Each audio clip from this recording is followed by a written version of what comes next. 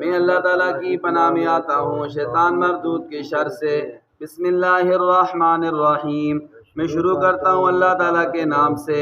جو نہایت مہربان بڑا رحم کرنے والا ہے۔ سورۃ الانبیاء آیت نمبر 51 سے لے کر 58 تک کا یہ ترجمہ ہے۔ وَلَقَدْ آتَيْنَا إِبْرَاهِيمَ رُشْدَهُ، ہم نے حضرت ابراہیم علیہ السلام کو سمجھداری عطا فرمائی، ہدایت عطا فرمائی، من قبل اس سے پہلے، نبوت سے پہلے،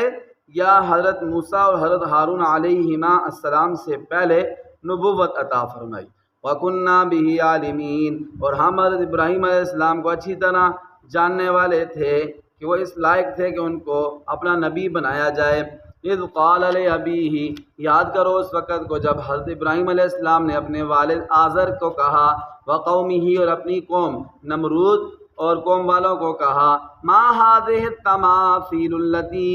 کیا ہے یہ مورتیاں، تم لہا عاکفون، جن پر تم دھرنا دیے بیٹھے ہو، جن کی عبادت پر تم پکے ہو۔ قالوا، وہ کہنے لگے، وجدنا آبانا، ہم نے اپنے باپ دادا کو لہا عابدین، ان کی عبادت کرتے ہوئے پایا ہے۔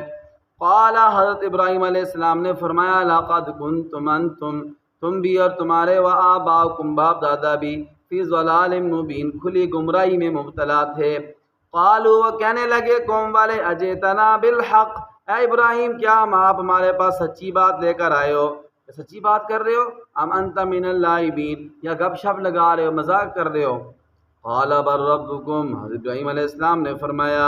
میں کوئی گپ شپ لگانے والا نہیں ہوں، میں تو اللہ کا نبی ہوں۔ قال بل ربکم، فرمانے لگے کہ تمہارا رب وہ ہے رب السماوات والارض، جو آسمانوں اور زمین کا رب ہے، الذی فطرہن، جس نے آسمانوں اور زمین کو پیدا کیا ہے، وانا علی ذالکم من الشاہدین، اور میں اس بات پر گواہ ہوں، وتاللہ، اور اللہ کی قسم، لاکیدن اصنامکم، میں تمہارے ان بتوں اور مورتیوں کے بارے میں کوئی چال چلوں گا، بعد ان تولوا مدبرین، بعد اس کے کہ تم پیٹ پھیر کے چلے جاؤ گے اپنی اس عید پر، اپنے اس میلے پر۔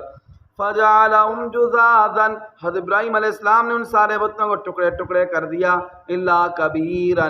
لهم، مگر ان کا جو بڑا بت تھا اس کو چھوڑ دیا، لعلهم الیہ یرجعون، تاکہ وہ لوگ اس بت کی طرف رجوع کریں۔